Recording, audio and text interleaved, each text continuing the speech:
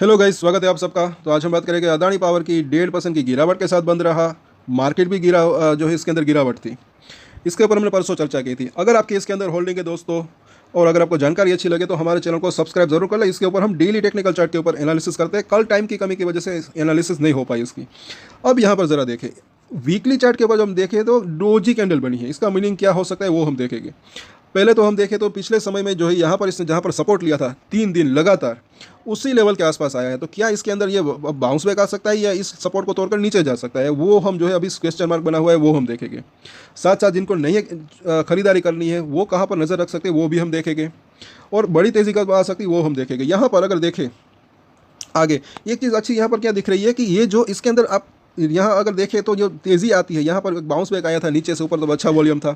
यहाँ पर भी ये तेज़ी आई थी, अच्छे वॉल्यूम के साथ आई थी, लेकिन ये गिरावट जो है वो कम वॉल्यूम के साथ आ रही है। तो ये चीज़ इसको अच्छी भी एक पॉजिटिव वे में भी ले सकते हैं कि सेलर्स जो है वो कम है। यहाँ पर बाजार की गिरावट की वजह से आज गिरा है, ऐसा यहाँ पर कहीं ना कहीं दिख रहा है। बाकी लॉन्ग टर्म की बात करें तो एक अच्छी तेज़ी की संभावना रह सकती है, लेकिन हाँ, ये शॉर्ट टर्म में वॉलेटिलिटी रह सकती है। 15 मिनट का चार्ट देखें तो सवेरे से ये गिरावट का माहौल था, हल्की सी रिकवरी देने की कोशिश की लेकिन कामयाब नहीं हो पाया, फिर नीचे आया। लेकिन आखिर में एक अच्छा खासा वॉल्यूम रहा 15 मिनट में। पूरे दिन में 15 मिनट में जितना वॉल्यूम नहीं था, इतना वॉल्यूम यहाँ पर जो है 15 मिनट में ही वो देखने को मिला, आखिरी 15 मिनट में। इसका बार आप देख सकते हैं। तो ये कहीं ना कहीं एक अच्छी चीज़ यहाँ पर दिख रही है। नीचे भी गया, ऊपर भी गया। अब ये इंट्राडे प्लेयर्स ने भी किया होगा, वो भी हो सकता है क्योंकि हफ्ते का आखिरी दिन था। अब यहाँ पर इसको अच्छे से समझे, वीकली चार्ट है, और यहाँ पर अगर देखें हम तो ये जो है परफेक्ट डोजी कैंडल यहाँ पर बनी, ऐसा कुछ लग रहा है। परफेक्ट तो नहीं बल्कि डोजी कैंडल बनी, क्योंकि जहाँ पर ओपन हुआ था उसी लेवल के आसपास की क्लोजिंग रही। ऐसी कैंडल एक बार यहाँ पर भी बनी थी, लेकिन वो भी कामयाब नहीं हो पा रही थी, क्योंकि ये गिरावट में जब ऐसी कैंडल बनती है फिर एक रिवर्सल के संकेत हो सकते हैं, रिवर्सल की संभावना रह सकती है, लेकिन वो नहीं हो पाया था।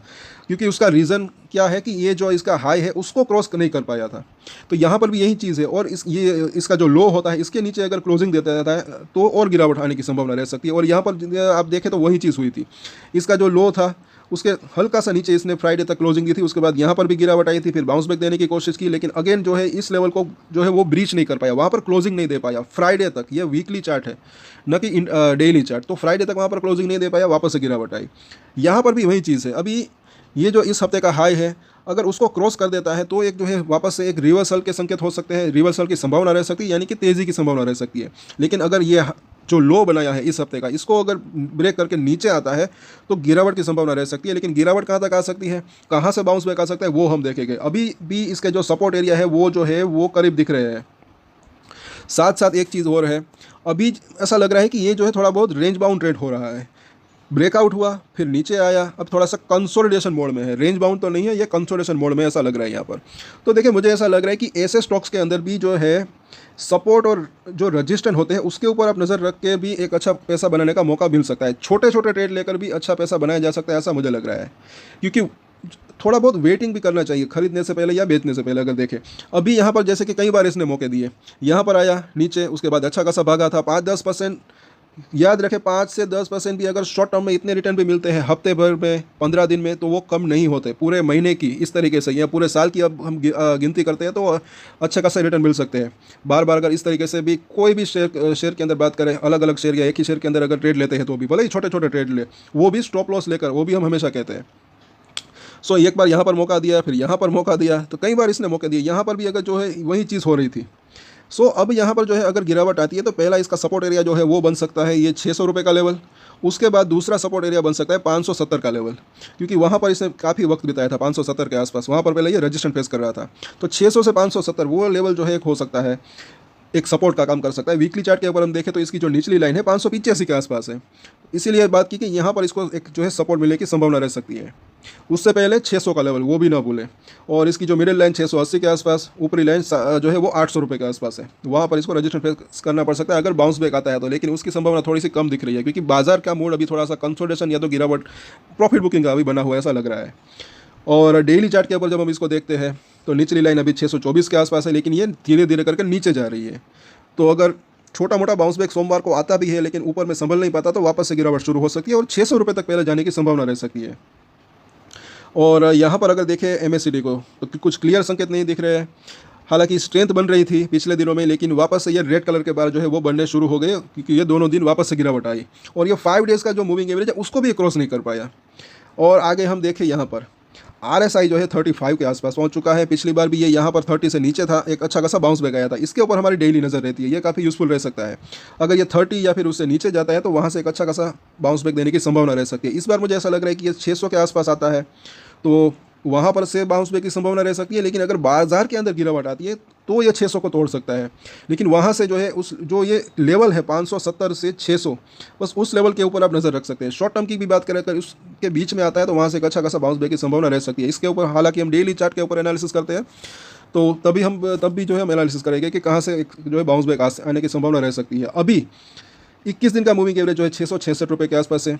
बाउंस बैक अगर आता है तो पहले तो इसके अंदर जो है डेली चेंजेस होते रहते हैं। जहाँ से भी बाउंस बैक आता है पहले तो यहाँ पर ये जो है टकराएगा ऐसा लग रहा है, जो कि यहाँ पर भी अगर आपने देखा वहीं पर टकराया था। यहाँ से लेकर अगर ये बाउंस बैक आया था तब भी इसी लेवल के आसपास टकराया था। अब बड़ी तेज़ी की बात करें, कई बार हमें जो है लोग पूछते हैं कि कमेंट करते हैं कि इसके अंदर तेज़ी वो स्टार्ट कैसे वापस से कब हो सकती है। तो ये लेवल के ऊपर निकले, वहाँ पर टिकने लगे 21 दिन के मूविंग एवरेज के ऊपर, तब मुझे ऐसा लग रहा है कि वो स्ट्रेंथ वापस आ सकती है। उसके बाद भी कुछ लेवल से, जैसे कि 700 का लेवल, यहाँ पर भी इसने कई बार जो है रेजिस्टेंस फेस किया था। कुछ ना कुछ तो यहाँ पर होगा। एक तो ये 21 दिन का मूविंग एवरेज, उसके बाद ये 700 720 का लेवल, वो अगर ब्रेक होता है फिर इसके अंदर जो है एक अच्छी तेज़ी की संभावना रह सकती है। 750 से 800 तक भी जा सकता है ऐसा लग रहा है। तब तक इसके अंदर या तो कंसोलिडेशन या तो प्रॉफिट बुकिंग आ सकती है। लेकिन जैसे कि हमने बात की, छोटे छोटे ट्रेड लेकर भी अच्छे मुनाफा कमाने की संभावना हो सकती है। अब यहाँ पर देखें 600 रुपये पे क्या है, 200 दिनों का मूविंग एवरेज, बड़ा मूविंग एवरेज है। तो ये लेवल को आप जो है नोट करके रख सकते हैं। और वॉलेटिलिटी के चलते ये भी ना बोले कि ऐसा भी नहीं होता कि ये बिल्कुल 600 से ही मतलब कि बाउंस बैक हो सकता है कि 5-10 रुपये नीचे जाए, 10-15 रुपये नीचे जाए, उसके बाद भी बाउंस बैक आ सकता है, या फिर इससे पहले भी बाउंस बैक आ सकता है। इसीलिए मैंने बोला कि थोड़ा थोड़ा करके खरीदना, थोड़ा थोड़ा करके बेचना, वो भी एक अच्छी स्ट्रेटजी रह सकती है। फॉर एग्जाम्पल, अगर किसी को 10 शेयर खरीदने हो तो वो 5-5 करके खरीद सकते हैं। 5 शेयर पहले खरीदें, अगर वापस से थोड़ी सी गिरावट आई, जब भी ठीक लगे वापस से 5 शेयर खरीद सकते हैं। वैसे ही बेचने में भी उसी तरीके की जो है रणनीति अपनानी हो तो अपना सकते हैं। भले ही मुनाफा इसके अंदर जो है थोड़ा सा कम मिल सकता है, लेकिन रिस्क भी जो है वो भी कम रह सकता है, और वो भी स्टॉप लॉस के साथ, वो भी हम हमेशा कहते हैं। और यहाँ पर अगर देखें तो 570 रुपये के आसपास का सपोर्ट क्यों दिख रहा है, क्योंकि पिछली बार भी उस लेवल के आसपास सपोर्ट लिया था। और 600 रुपये के आसपास का जोन, वहाँ पर भी हमने देखा कि 200 दिनों का मूविंग एवरेज है। तो इन दो सपोर्ट के आसपास आप जो है नज़र बना के रख सकते हैं। अभी ये 634 का प्राइस है। पहला इसका सपोर्ट एरिया अगर देखें तो 630 से लेकर 620 का जोन, जो कि नज़दीकी सपोर्ट की अगर बात करें। सोमवार मंगलवार को थोड़ा बहुत बाजार अगर बाउंस बैक देने की या फिर संभलने की कोशिश करता है तो ये इस लेवल के आसपास से सपोर्ट ले सकता है। कहाँ तक जा सकता है, ऊपर बाउंस बैक आता है वो भी हम देखेंगे। पहले तो ये सपोर्ट यहाँ पर दिख रहा है, उसके बाद ये 600 रुपये का लेवल, और उसके नीचे 570 का लेवल। रजिस्टर की बात करें तो पहला रजिस्टर जो है यहाँ पर दिख रहा है तकरीबन 650 के आसपास का, या फिर ये कहे 650 से 645 का जोन। उसके बाद जैसे कि हमने देखा 665 रुपये के आसपास का जोन, क्योंकि वहाँ पर है 21 दिन का मूविंग एवरेज, और उसके ऊपर 700 से लेकर 720 का लेवल। बस ये लेवल जो है अभी बड़ा रजिस्टर बना हुआ है, लेकिन ये थोड़ा सा दूर है, और ये जो है थोड़ा सा नज़दीकी इसके रजिस्टर दिख रहे हैं। तो इन सभी सपोर्ट और रजिस्टर के ऊपर नज़र बना कर रख सकते हैं। सो आज के वीडियो में इतना ही। और अगर आपको जानकारी अच्छी लगे और अगर आपकी इसके अंदर होल्डिंग है दोस्तों, तो डेली इसके ऊपर हम टेक्निकल चार्ट के ऊपर एनालिसिस करते हैं, तो हमारे चैनल को सब्सक्राइब जरूर कर ले। इससे जो है हमें एनकरेजमेंट मिलती है। साथ साथ अपने दोस्तों के साथ शेयर भी ज़रूर करें। साथ साथ कुछ और भी ऐसे स्टॉक हो गए जिसके अंदर तेज़ी की पॉसिबिलिटी हो सकती है, तो वो भी हम शेयर करेंगे इस गिरावट के अंदर अगर बात करें, तो वो वीडियो भी आप चाहे तो देख सकते हैं। और एक स्टैंडर्ड डिस्क्लेमर जो कि मैं हमेशा देता हूँ, आप कोई भी ट्रेड ले उससे पहले अपनी रिसर्च करें, अपने फाइनेंशियल एडवाइजर की सलाह ले, उसके बाद ही कोई डिसीजन ले। और डिसीजन ले तो उसकी जिम्मेदारी मैच्योरिटी के साथ खुद ही ले। ये वीडियो मैंने एजुकेशन पर्पस के लिए बनाई है, मेरी तरफ से कोई भी बाय या सेल की रिकमेंडेशन नहीं है। Thank you.